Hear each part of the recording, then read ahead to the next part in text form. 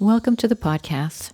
In this week's episode, I want to talk about the mindset mistakes that can keep you stuck in chronic illness. These classic patterns are incredibly common. I see them all the time with my clients, and recognizing them is the first step toward shifting them. There's often overlap, and sometimes all three of these are present at the same time, but understanding them can be very illuminating. Mindset mistake number 1, black and white thinking. This first pattern shows up as repetitive negative thoughts that include words like always or never. For example, nothing ever helps me. It is always going to be this way. I will never get better. These absolute all or nothing thoughts trap us in hopelessness. They reinforce the belief that healing isn't possible for us. And that's a belief the subconscious mind takes very seriously. Mindset mistake number 2, resisting what is. The second mindset mistake is resisting what is, essentially non-acceptance. It sounds like, this shouldn't be happening. I shouldn't have this diagnosis. I shouldn't have to live with this pain. I once worked with a woman who had Parkinson's symptoms. She tried to hide them from her daughter, saying, my daughter shouldn't have to see this. But that resistance, believing that what is happening to us is unacceptable, was keeping her stuck.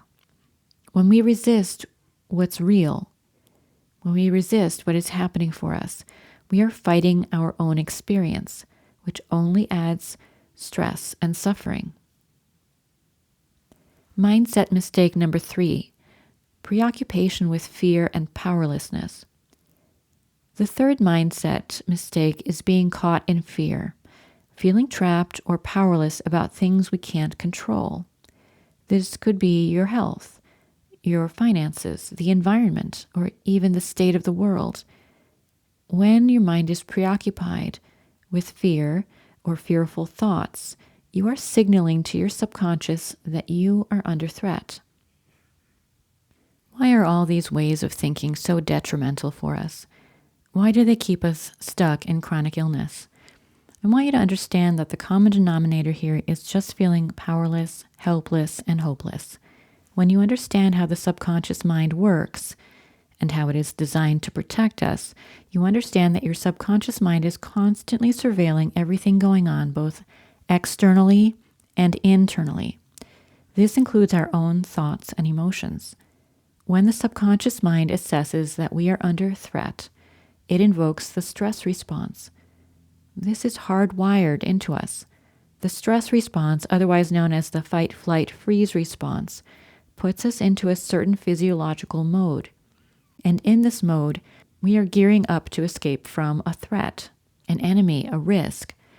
Therefore, the body jettisons any other functions that are nice to have but not need to have. Functions like detoxification or digestion or motility in the intestines. These are nice to have but not need to have. Functions like hormonal balance, fluid balance, again, nice to have but not need to have. When we are creating a thought environment that is filled with thoughts of threat, of being trapped, powerless, helpless, hopeless, we are indicating to our own minds that we are under threat and the stress response rages on. Let me say this another way. Feeling powerless, anxious, afraid, or avoidant all the time communicates to our brain that we are under threat. When we regard our own symptoms or our own condition or diagnosis as a threat, we are unwittingly creating the perfect storm. The symptoms or the way that we feel, our own health, becomes the threat we cannot abide and cannot avoid. Therefore, our daily life becomes a source of stress, which keeps us in the stress response and inhibits all restorative functions and all healing. Your body is designed to heal itself. It knows how to do this. But when we are stuck in a stress response, when we are stuck in the sympathetic mode of the autonomic nervous system, or what we call being sympathetic dominant, when we are in that state, our health declines because all maintenance functions have been halted. Not only can we not recover, but we are losing ground with our health as well, as this threat looms larger and larger in our minds. The fear and the avoidance cycle becomes self-reinforcing. This is a self-reinforcing vicious cycle. With every turn of the cycle, it becomes more hardwired, more automatic. Less and less of a symptom, less and less of a sensation of pain, less and less of a worry thought will cause that cycle to run. Just like a flywheel, it becomes easier and easier to get it started, and the slightest trigger will cause it to run for longer and longer periods of time. So how do we turn this around? I would suggest to you with an advanced method of neural retraining, with the MAP method, which is the method that I practice and I know. Why? Because this is too big.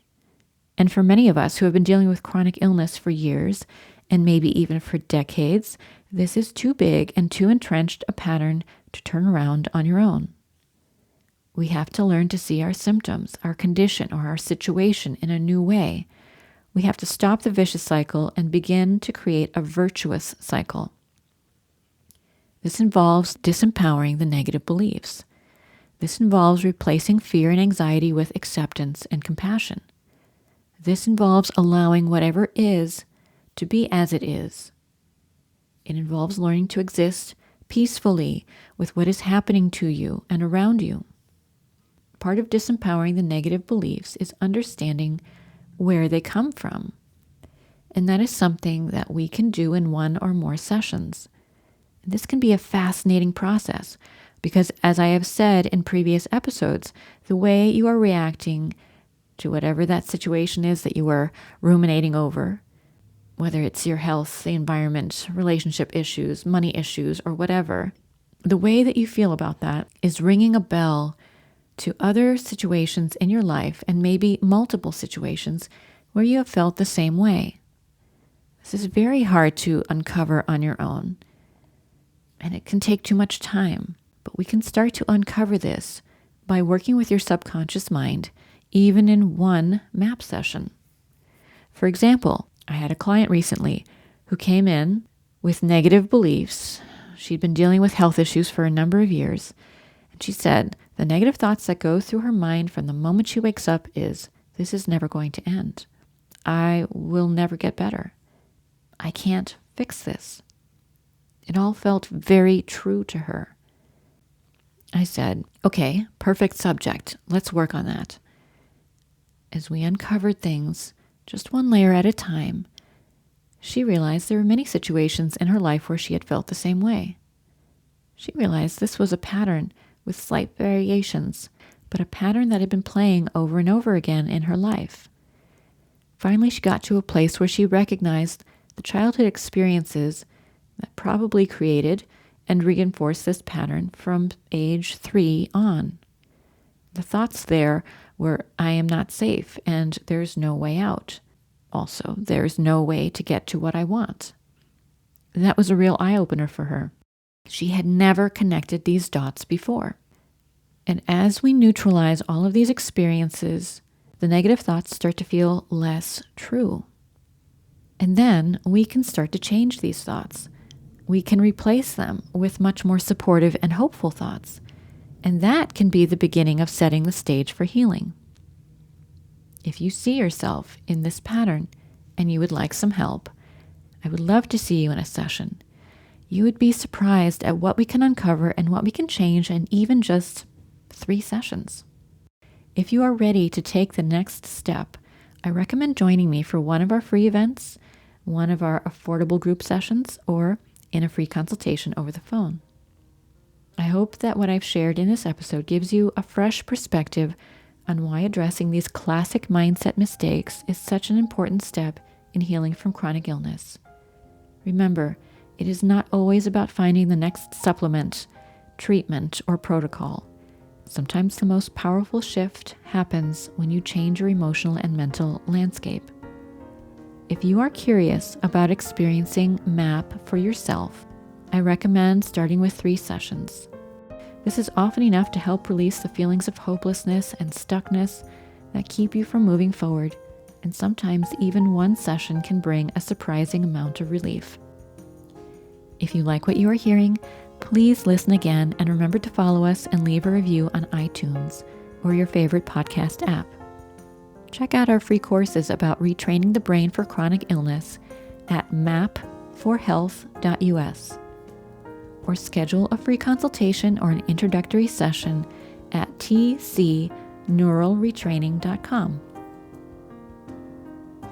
Content of this podcast copyright 2025 by Twin Cities Neural Retraining. Music by Barbara Ben.